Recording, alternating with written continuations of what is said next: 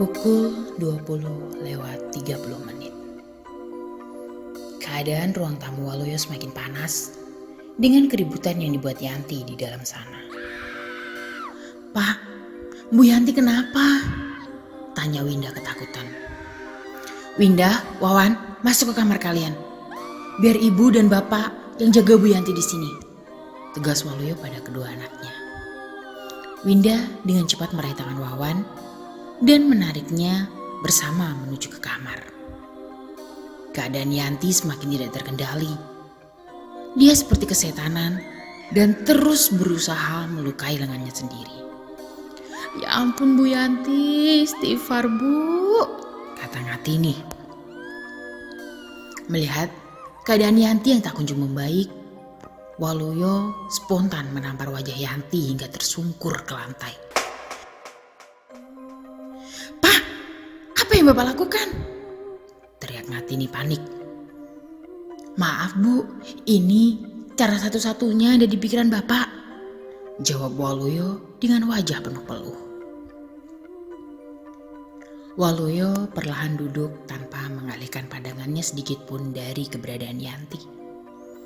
Keadaan pun hening. Hanya tersisa rintikan hujan yang seakan tak lelah menghantam genteng rumah Waluyo.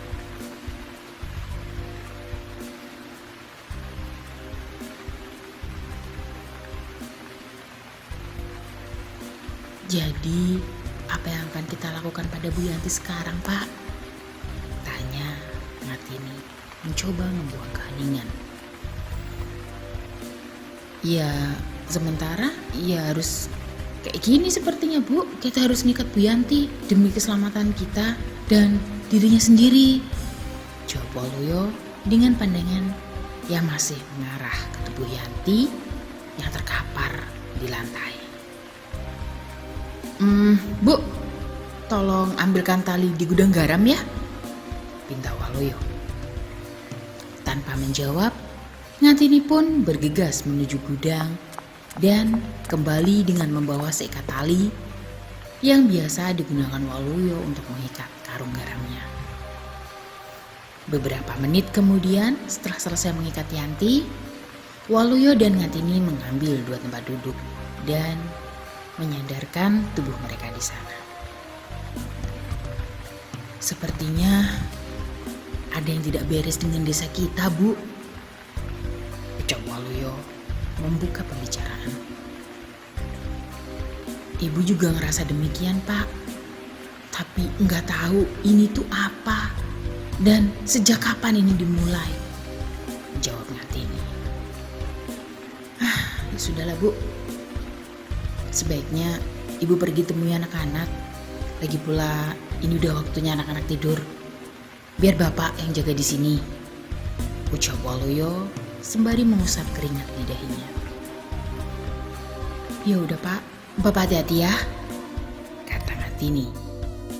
Dan dia pun berjalan menuju kamar di mana anak-anak mereka berada. Waluyo menutupi tubuh Yanti dengan kain jarit, mencoba menghangatkan tubuh Yanti dari dinginnya malam. Waktu terus berjalan, malam pun berlalu. Hingga pukul 1, Waluyo tertidur di tempat duduknya. Sementara Yanti masih tak sadarkan diri di tempat dia diikat. Pukul 4:10.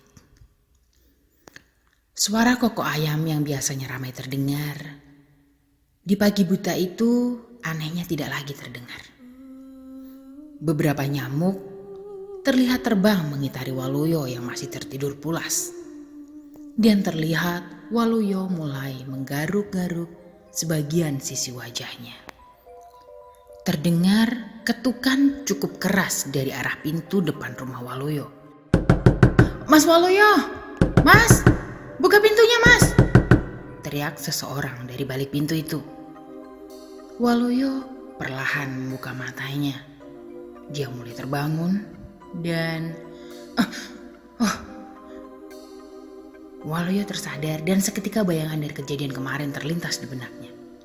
Spontan, dia mengarahkan pandangannya ke arah Yanti berada. "Oh, syukurlah masih ada," ucap Waluyo pelan. Ketukan pintu mulai terdengar kembali. "Mas Waluyo, cepat buka pintunya!" Rupanya suara itu terdengar tidak asing bagi Waluyo. Pak Santoso kah? Iya, sebentar, saya datang." Waluyo beranjak dari tempat duduknya dan menuju pintu depan. Setelah pintu dibuka, ternyata benar itu adalah Santoso.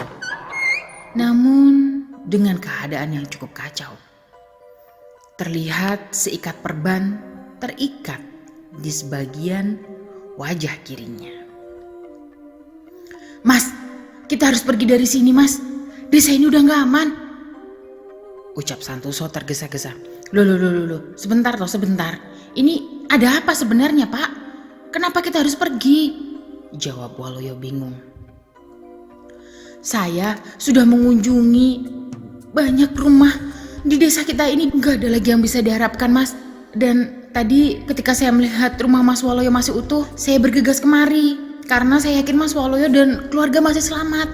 Santoso panik dan mulai menarik-narik lengan Waluyo. "Aduh, sebentar. Ini saya tuh belum ngerti ini yang Pak Santoso maksudin itu apa?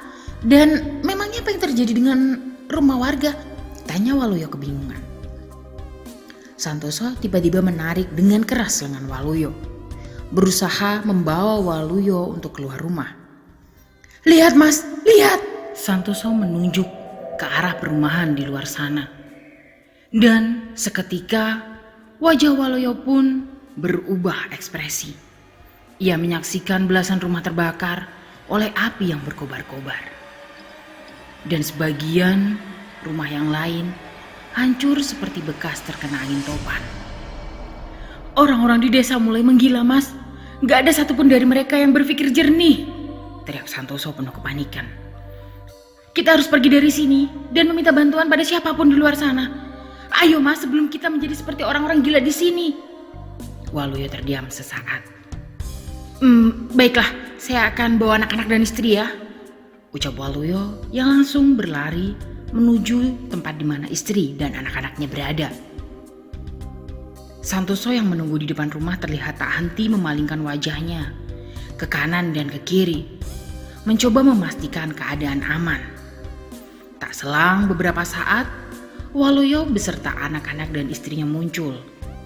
Terlihat Ngatini dan anak-anaknya membawa beberapa tas berukuran sedang yang tergantung di bahu mereka. Wajah mereka panik dan ketakutan. "Ayo cepat Mas, waktu kita gak banyak," ujar Santoso. Tunggu sebentar, kita gak bisa ninggalin Bu Yanti sendirian di sini," ucap Waluyo sambil berlari menuju tempat Bu Yanti berada. Setelah mendekat, Waluyo sedikit kaget mendapati Yanti sudah membuka matanya. Bu Yanti udah sadar? "Bu, ayo Bu, kita harus pergi dari sini," jelas Waluyo sambil mengulurkan tangannya mencoba membuka jarit yang menutupi tubuh Bu Yanti. Dan ketika Waluyo menarik kain itu dari tubuh Yanti, terdengar jeritan Ngatini keras. Waluyo pun sontak mundur dan hampir jatuh tersungkur. Mata Waluyo terbelalak menyaksikan pemandangan yang menakutkan di hadapannya. Bu Yanti, tubuhmu." Waluyo mendadak gagap melihat tubuh Bu Yanti yang sudah berubah menjadi amat mengerikan.